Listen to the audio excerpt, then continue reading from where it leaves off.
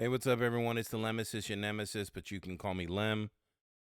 Welcome to Just Another Cheesehead podcast. We're here trying to knock this one out earlier this week because the writing is on the wall, and I'm going to stay very consistent because that's just who I am as a person. And I'm not going to change from week to week. I'm not going to get hyped up. I'm not going to get excited until there's something actually important or exciting that actually happens. And today is the 4th of December, 12:30 in the morning, and the Green Bay Packers beat the Kansas City Chiefs. The Packers are 6-6, and the Kansas City Chiefs are 8-4. Now, if you've been watching me or listening to me, you might be wondering, man, this guy's not going to let up. He just comes in every single week and he talks trash about the Packers. And I'm going to do that again this week because I'm going to have the last laugh, and I've said it from the very beginning. You cannot convince me that a less than quarterback and this exact same defense is somehow going to perform better without a Hall of Fame quarterback and veterans around the team. Just not going to happen. And you're not going to make me believe that the Packers 13-3, 3 years in a row are going to perform. This team is going to perform better at barely getting to 500 at 6-6. So we're going to go into the game today. We're going to talk about the game. I'm going to show you the stats. And there's a lot of things I want to share with you guys to bring like a big picture to the whole argument that I've been making.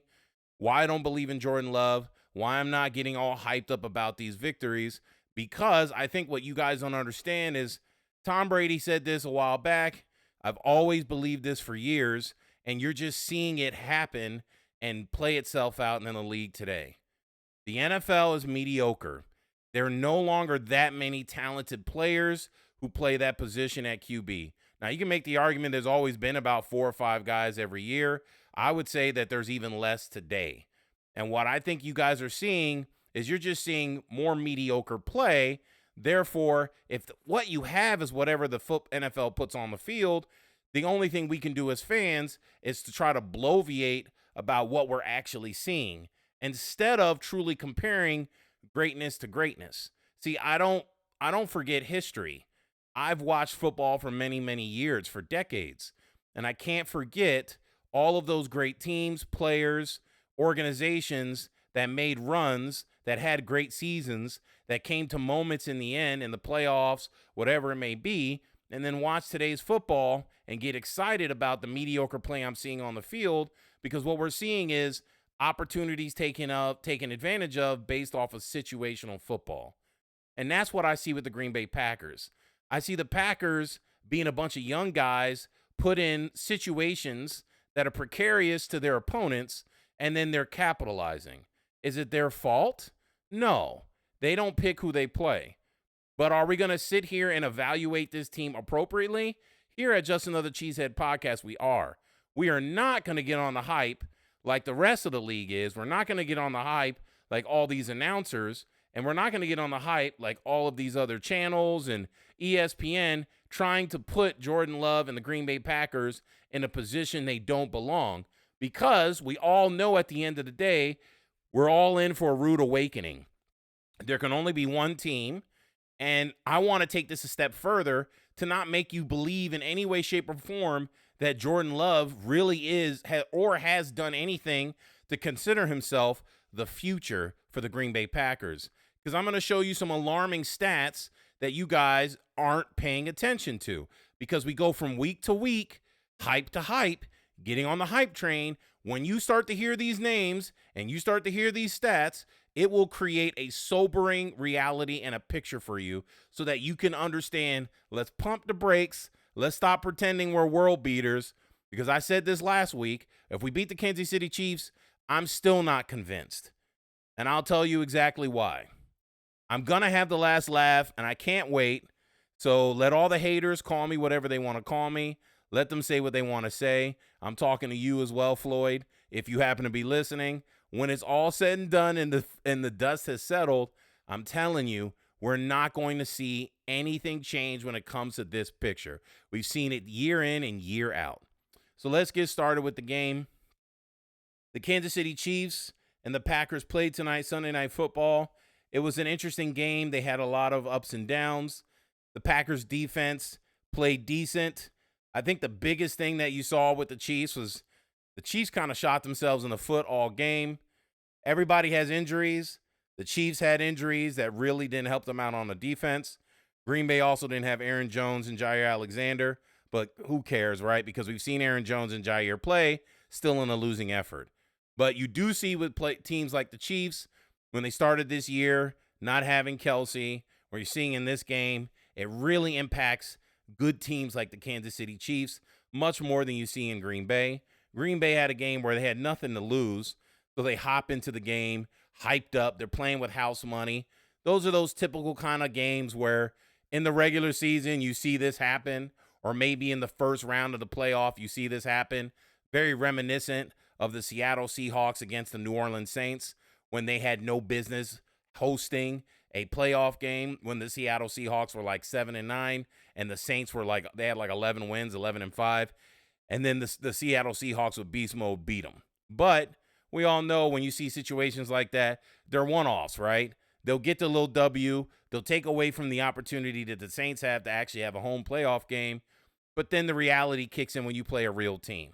Now, a lot of people are going to argue that the Chiefs are a real team.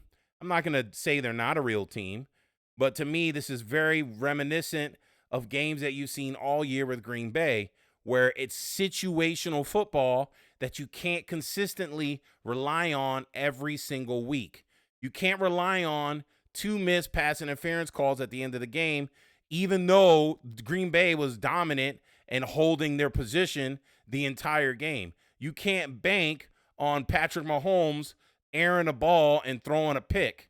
You can't bank on the team having that many injuries and not being ready to play in the playoffs. You can't bank that teams aren't going to be ready for you. You can't bank on Jordan Love throwing floaters up and guys being wide open because nobody knows who they are and Jordan Love finding them. See, like, there were so many plays that when you look at a team like Green Bay, this happens in a typical game like with the Chiefs and the Packers. You find teams that nobody considers a threat, and there's guys on the team that are young that nobody knows of. So there is no game planning for 3-4 rookies that no one's ever heard of. So these dudes are wide open. Nobody's game planning for them. They're just trying to stop the run or maybe get at Jordan Love. So then what happens? When Matt LaFleur runs up a scheme and he calls for this random no-namer guy to be wide open in the flats, to be wide open 10 yards down the field, it looks like Matt LaFleur is this great caller of plays, right? But my point is, when Green Bay had talent and they went year in and year out, 3 years in a row with 13-win seasons, how did this story end? It ended miserably, looking like we didn't belong. And right now, what we're doing in Green Bay is just playing with house money. So if you want to be a real Green Bay fan, you have to look in the mirror and tell yourself something.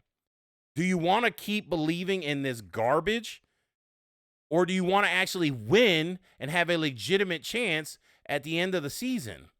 Do you really think that if Green Bay plays the Kansas City Chiefs 6-7 more times in a row, that the outcome is going to be the same? Look how close the Chiefs were to tying up the game when this was Green Bay's probably best chance and opportunity to win the game. Do you see them turning the ball over? Do you see them missing passes? Did you hear Chris Collinsworth all night long? Chris Collinsworth was talking about how unprofessional the Kansas City Chiefs looked.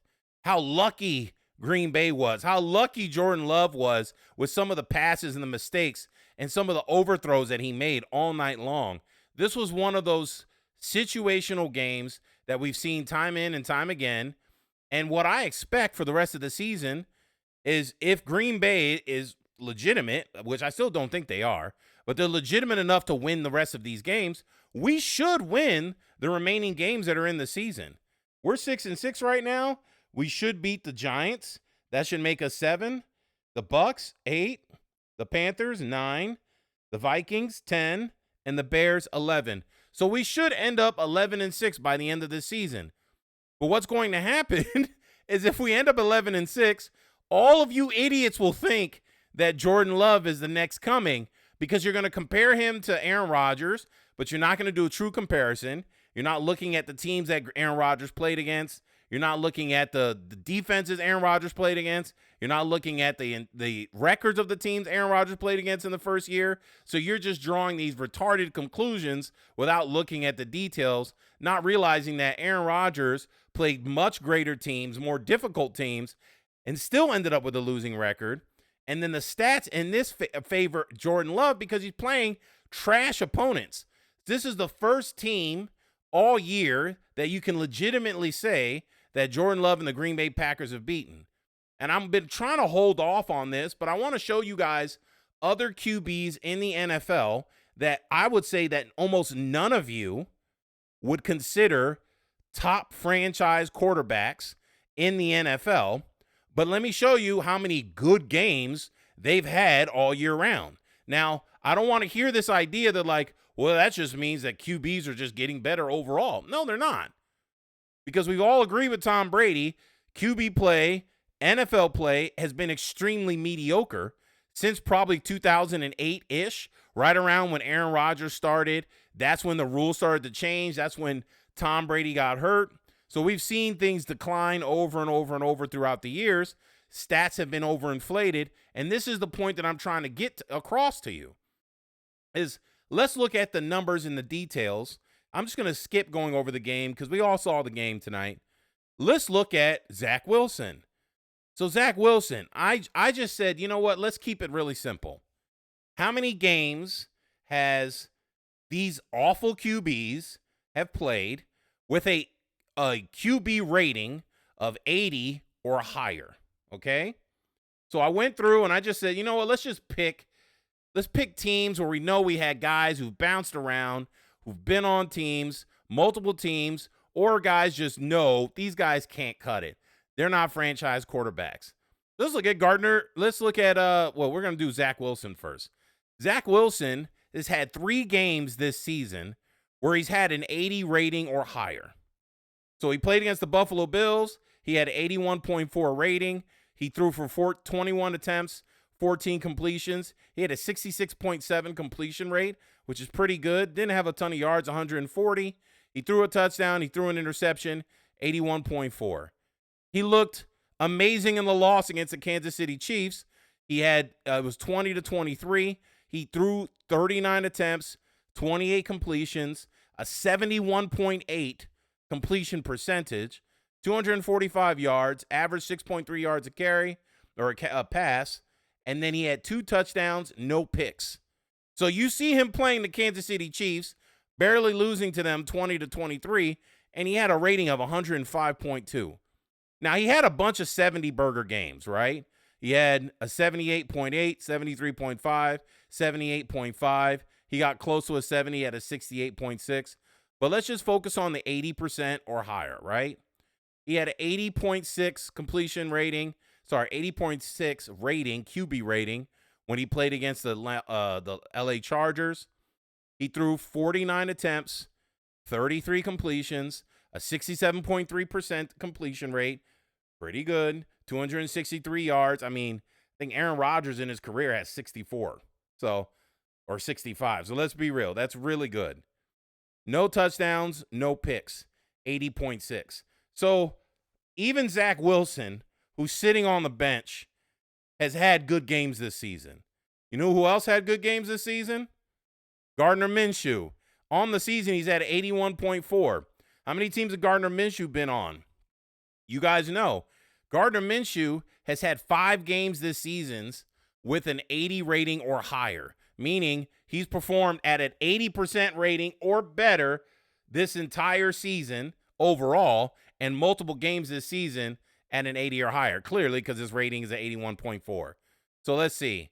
In the second week, he played against the Houston Texans, 112.1 through 23 times, 19 completions, 82.6% completion, only 171 yards, 1 touchdown, no picks. Wow, he looks great. 82.3 against the Baltimore Ravens. He wins that game, 22-19.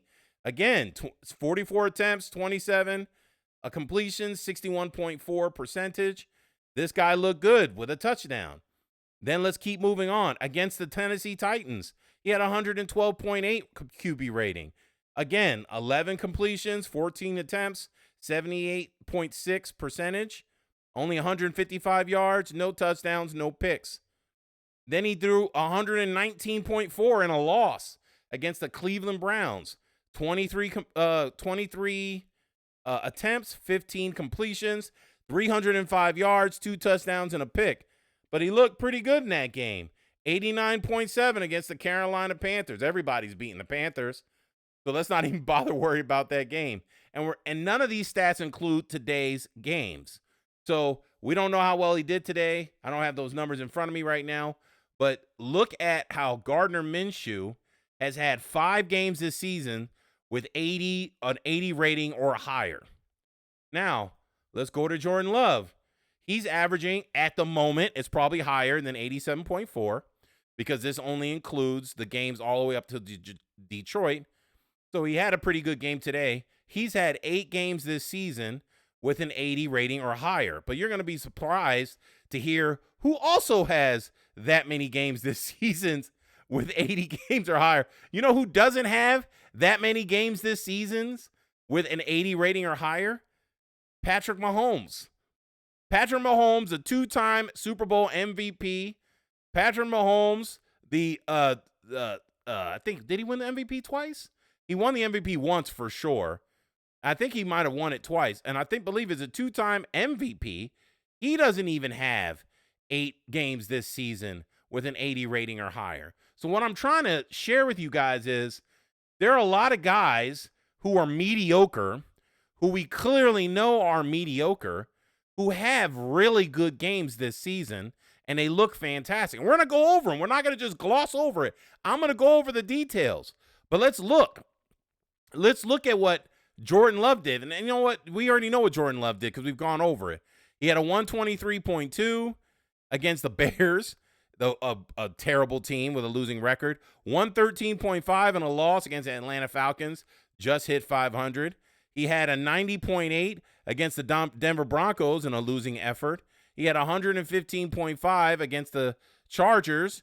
Again, we beat them. They have a losing record. He had a 108.5 against the, was I saying Chargers before? So he had 115 against, the Rams, not the Chargers, sorry. So he had that against the Rams. Again, losing record, no Matthew Stafford. The Chargers, 108.5. That was against Justin Herbert, 3 touchdowns off the board. And then, of course, the Detroit Lions that we just saw Thanksgiving, 125.5. Probably the most impressive game of Jordan Love's career was this game. Tonight's game, I don't know about that. I think he looked better against Detroit than he looked tonight. To me, I think it was very situational. But, we'll move on past that. But my whole point is Jordan Love so far has had 8 games this season with an 80 rating or higher. But who is he playing? What has he done it against? The only team that he's actually beaten, 2 teams he's beaten with a winning record, are the Detroit Lions and the Kansas City Chiefs. We already know the Detroit Lions are fraudulent. No one's talking about them of making any real noise in the playoffs, just like you would call out the Dallas Cowboys. And then you really think that the Kansas City Chiefs would lose to the Green Bay Packers playing them 7 times in a row? No. And everybody knows that in any given Sunday, any team can win. But what really happens at the end of it when it's all said and done is how well do you perform in the playoffs, if you can even get to the playoffs. And I still don't think Green Bay will win 11 games this season. I still think we'll have stinkers and probably lose a couple of these final games near the end of the season because I just think that's just how Green Bay is. We're going to get up for these games we're going to get up against the Chiefs. We're going to get up against the Lions, but then we're just going to play to the standard and the level we always play to because if we've beaten the Chiefs the way we just beat them, that means we should be putting up 30 points on every other team that's left. So I want to be very clear when I say this, like, hey, guys, you think your team is great. And remember, I'm a Packer fan. I own shares in this organization. I've been a Packer fan since I've been a child. So you're not talking to someone who's a hater. You're listening to someone who's legitimately just wanting to see real change. I don't believe in this organization, in this front office, and I'm tired of the smokes and mirror. And that's what frustrates me about what we're seeing with this team. So again, I'm trying to save you by looking at the details. Let's go. The next quarterback coming up, Tommy DeVito for the Giants. You know how many games he's had this season where he looked really good? He's had 2 games, and he hasn't even played an entire season.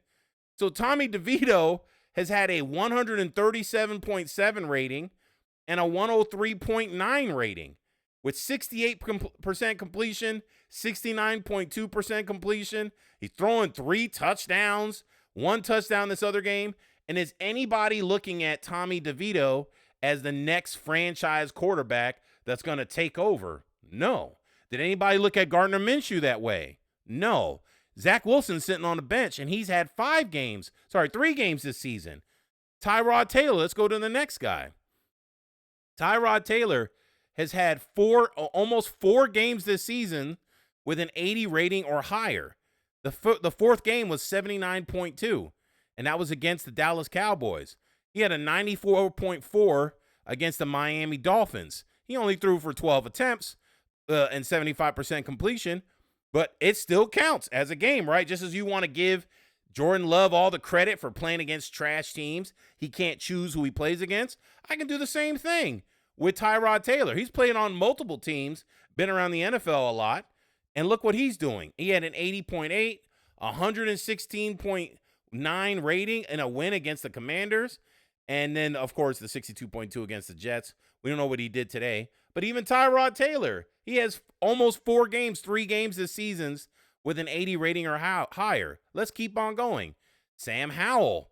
How many games this season has Sam Howell played where he's looked like he's dynamite, like he's absolutely fantastic? He's had 6 games this season with an 80 rating or higher. 108, 98, 99, 119, 114, 84, 109. This guy looks like a world beater. Is anybody over here clamoring over trying to get Sam Howell on your team? No. Sam Howell is just another guy. Ain't nobody trying to call this dude the next franchise quarterback. Then let's keep going. Desmond Ridder. He's on the Atlanta Falcons. How many games this season? He almost had 6 games this season with an 80 rating or higher. 111, 79.8. That's the almost. 111.2, 82.3, 84.7, and then the 111.8. So again, another guy who nobody would ever say he's that franchise quarterback. We're going to sign this guy big for the future. And even he has almost 6 games this season. You want to take it to the next level? Tell me who's over here wanting Geno Smith as their starting quarterback for the next 10 years. How about that? Geno Smith, 89.1 rating on the season. He has 8 games with 80 rating or higher. So again, and we haven't even gone to some of these other quarterbacks because we're not done yet. Geno Smith, 84.1 against the Rams, 116.3 against the Lions, 87.3 against the Carolina Panthers, 95.8 against the Giants, 113 against the Arizona Cardinals. Again, some of these teams are terrible, so I'm not going to front. 103 against the Washington Commanders, 94.4 against the Rams again. He had a 97.1 against Dallas in a losing effort. So again, does anybody look at Geno Smith as a franchise quarterback? No. So why are we sitting here trying to bloviate about Jordan Love unless all you're doing is what? Comparing Jordan Love to the mediocre quarterbacks that already exist in the NFL, and you're just getting excited about mediocrity.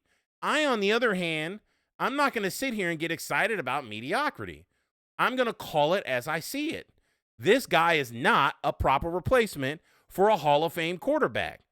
And what I don't think Green Bay fans understand is the rest of the league has been struggling to find franchise quarterbacks for like the last 30 plus years.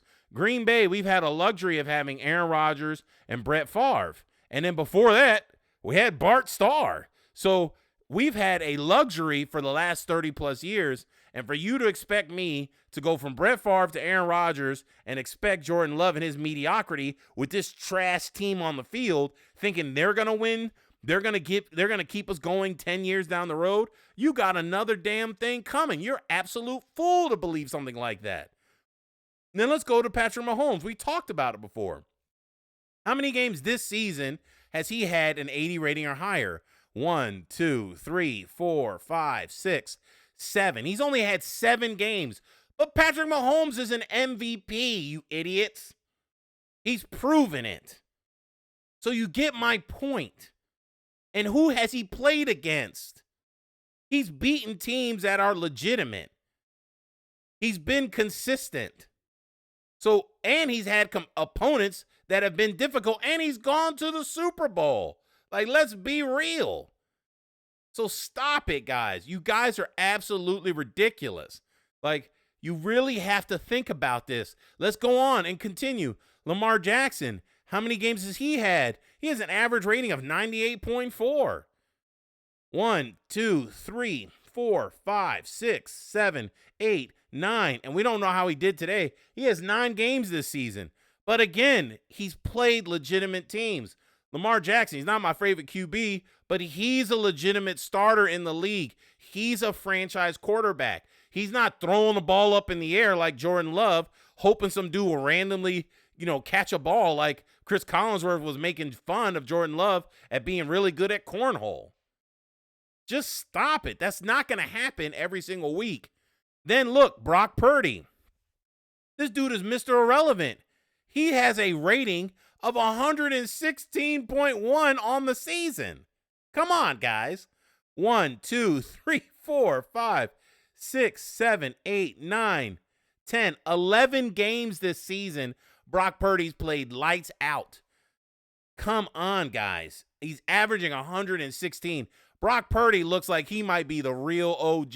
Like, this dude is showing you he can play the game. A 70.2% completion, 3,185 yards, 23 touchdowns, and 116.1 rating on the season with only 6 interceptions. Stop it. And we haven't even gotten to my favorite of them all. Before we get to Dak Prescott, let's get to my man CJ Stroud. He's 100.8 rating as a rookie quarterback. Do you understand what that means, you fools? And I'm insulting you on purpose because this is the reality. 6'3", 218 pounds. This kid is the first year playing in the NFL. His first year. And this kid is playing like dynamite. 103.5, 118, 111, 88, 82, 81, 147, 87, 85, 116, and today's game. That's 11 games this season in his first year dominating. Now, compare these numbers to all those other mediocre quarterbacks we just went over playing like trash. This kid has 19 touchdowns and 5 interceptions. He's a rookie, guys. So why are you sitting here bloviating about Jordan Love when he's in the same ballpark with Gardner Minshew? He's in the same ballpark with Sam Howell from the Commanders. He's in the same ballpark with Geno Smith. Ain't nobody trying to get Geno Smith. Well, stop it. And then my favorite is Dak Prescott because he's just Mr. Stats. I mean, the guy's got a 108.3 rating on the year with a 70.1% completion. So when you see numbers like that, you got to be like, wow, this guy, he might be it. But he's not, and you know it because when it's all said and done, Dak Prescott, I don't think he's truly a franchise quarterback. I don't put him in that category of like a Phillip Rivers or a Matt Ryan. I think he has some really good numbers, and it's really hard to deny. But you guys know, and I know, he's only got, 6 picks on the season with 26 touchdowns. That's pretty darn good. And he's got 3,408 yards. but it's Dak Prescott. And it's the Dallas Cowboys. Whatever is going to go wrong will go wrong. We see it time in and time again. But how many games does he have? 1, 2, 3, 4, 5, 6, 7, 8, 9, and I'm sure 10. So again, Jordan Love, does he have 7 or 8 games with an 80 or higher? Yes. But he has a lot of mediocre games against a lot of mediocre teams. Look at someone like Dak Prescott. They haven't beaten anybody, but look how well even Dak is performing. Against the Jets, 112 rating. Against the New England Patriots, 108.5. Against the Chargers, 109.3. Against the Rams, 133. Against the Eagles, 115. Barely losing that game. 138.3 against the Giants. 95.2 against the Panthers. 142.1 against the Commanders. And 115.8 against the Seattle Seahawks. So my whole point is we all know Dak Prescott is not that guy. But even Dak Prescott playing mediocre teams to decent teams still puts up better numbers than someone like Jordan Love. And Jordan Love is in his 4th year, and he's sticking around the top of the pack with players like Gardner Minshew. And he can't even stick it with a brand new rookie like CJ Stroud. So again, let's pump the brakes. The Packers beat the Chiefs today. They're 8-4. The Green Bay Packers are 6-6. If we had Aaron Rodgers at the helm, we should be 11-6. But the writing's on the wall, guys. I've said it. And I didn't mention the title that I normally do. The writing is on the wall. What's going to happen? I'm going to tell you like it is right now. Because I don't know if I'm going to do another podcast. Because the next podcast I come out with, I'm just going to laugh at you. I'm going to laugh at everyone who sat there and believed we're just going to lose and lose miserably. And you think we're building. Like, come on. Oh, my God. We're not building anything. How can we build anything if we win 11 games, we don't get better draft picks, and we can't improve? We need to lose to improve. Don't you understand how the NFL works? How many years have we gone year after year after year where we perform terribly, or we perform terribly in the playoffs? We don't get the draft picks. We don't do what we're supposed to do. And what ends up happening? We lose, but we get late draft picks, late 2nd round draft picks, late 3rd round draft picks. And how many times do we hit and get dots with those draft picks? Almost never, guys. How many guys that we pick up only look good when Aaron Rodgers was throwing them the ball? We drafted Christian Watson in the 1st round, and this guy can't stay healthy. He got injured again today. So, you guys, man, oh my gosh. I'm trying to save you from embarrassment because that's exactly what's about to happen. We keep winning these games. The NFC is terrible. How many points can I make? First off, Jordan Love is not that great. Look at how he's performing compared to his contemporaries. Look at all the people he's playing against, and look at all his other QB competition that's out there.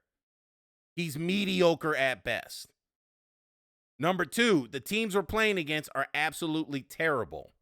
3, this defense that we have is just playing situational football. It's really easy to take advantage of a bunch of other poor teams when you're playing bad teams who have bad offenses and your defense isn't really all that exciting or interesting, and you just happen to stay in the game, and you still had a losing record up until last night playing those bad teams. Then what's going to happen? You keep playing these bad teams. Let's say you win 11 games.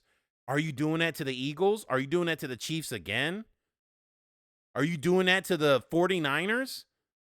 So then now you have 11 games on the season, 6 losses. Let's just give the Packers exactly that. Then you get embarrassed in the playoffs.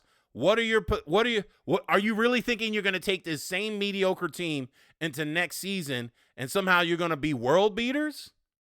Because you beat the Chiefs and the fraudulent Lions. So then what's going to happen?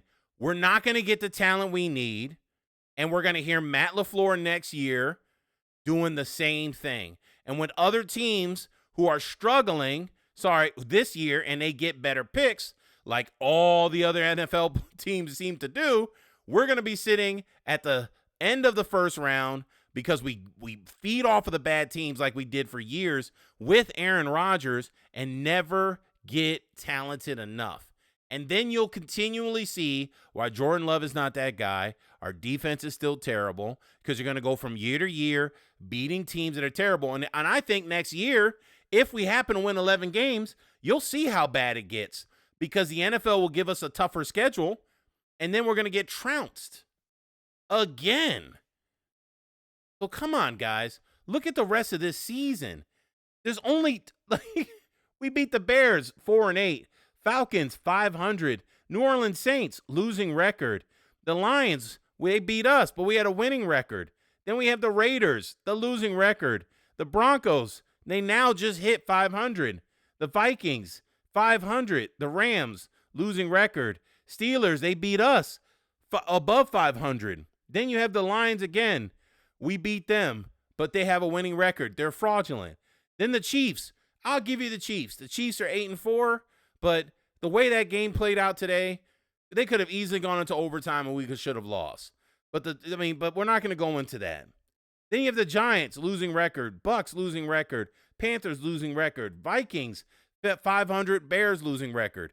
You can't take this season and call it a success if we end up in 11-6 by playing a bunch of ass teams and then getting bounced the moment we run into the Cowboys, the moment we run into the 49ers, the moment we run into the Eagles.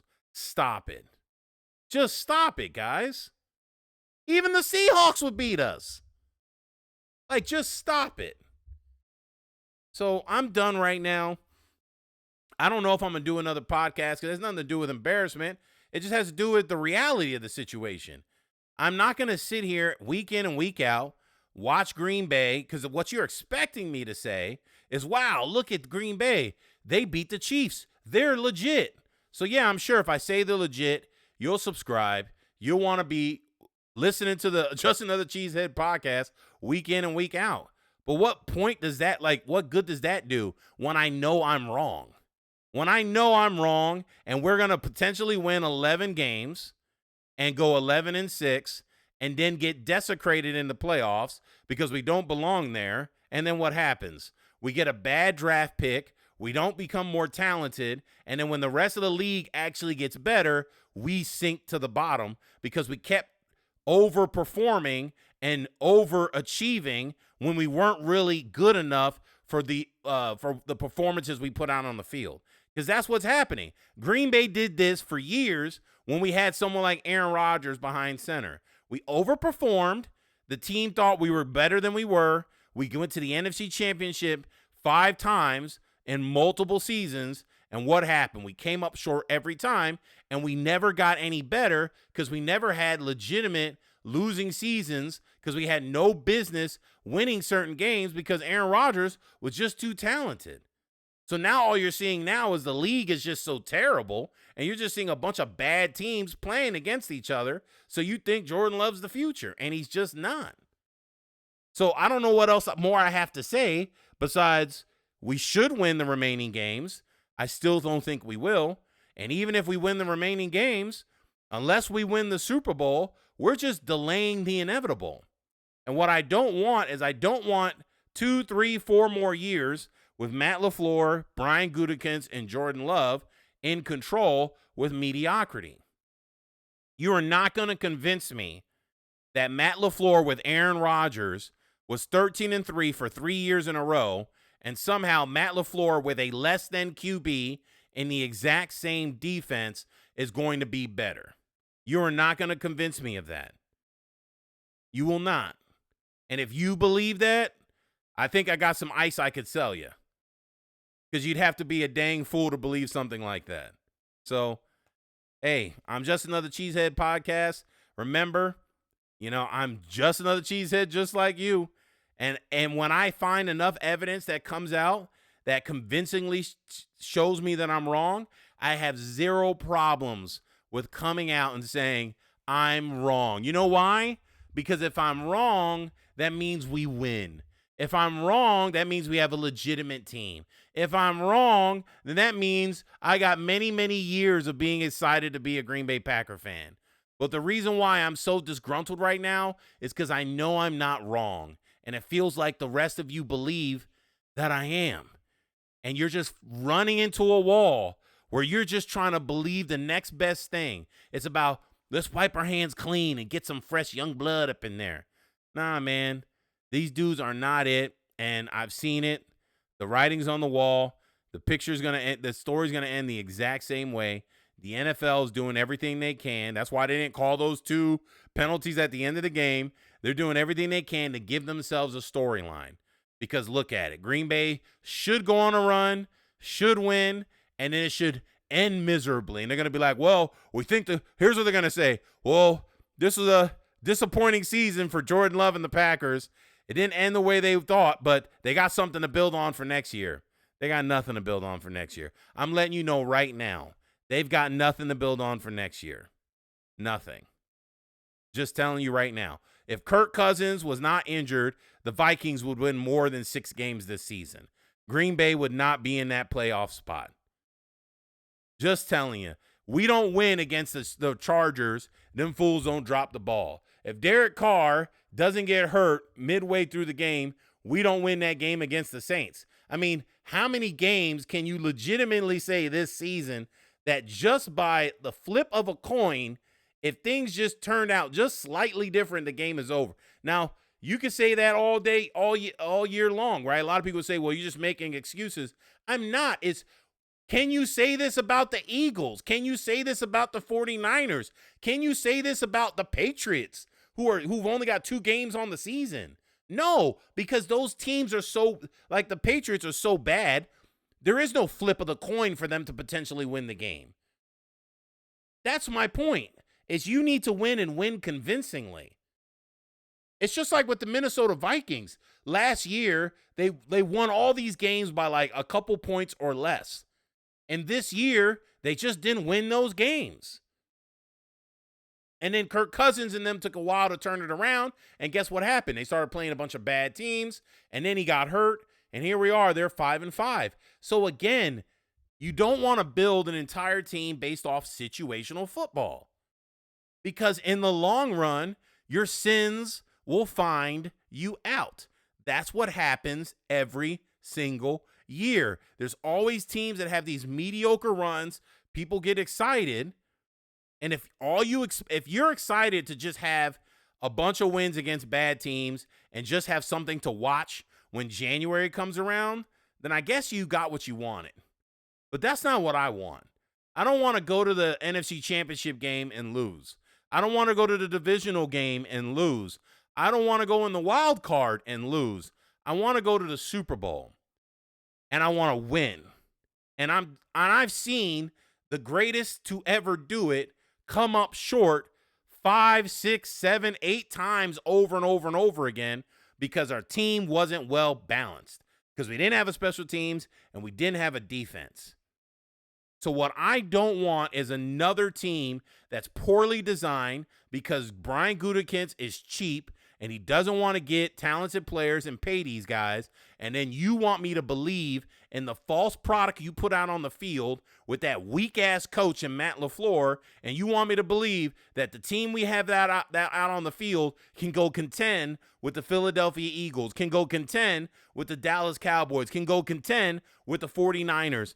And those are the same teams besides the Dallas Cowboys that beat the brakes off of us every year in the playoffs. So stop it. Stop trying to lie to me. Stop trying to make me believe the hype. I will refuse to believe the hype. I'll look like the idiot mid-season, but when the season is all said and done, I'll be raking it all in. I'll be calling you guys out. So I'm perfectly fine with being the scapegoat and looking like the bad guy, but I'm going to call it like I see it. Again, the writing's on the wall. This is the Nemesis, your nemesis, Just Another Cheesehead podcast. We're going to end it this time.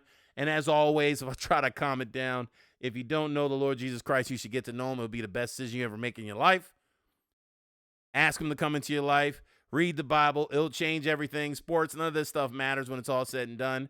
Our relationship with Christ matters the most. Peace, love, and hap. Thank you guys for listening. I greatly appreciate you. Hey, I'm passionate. I could be mean, and I know I'm not that taste for everybody.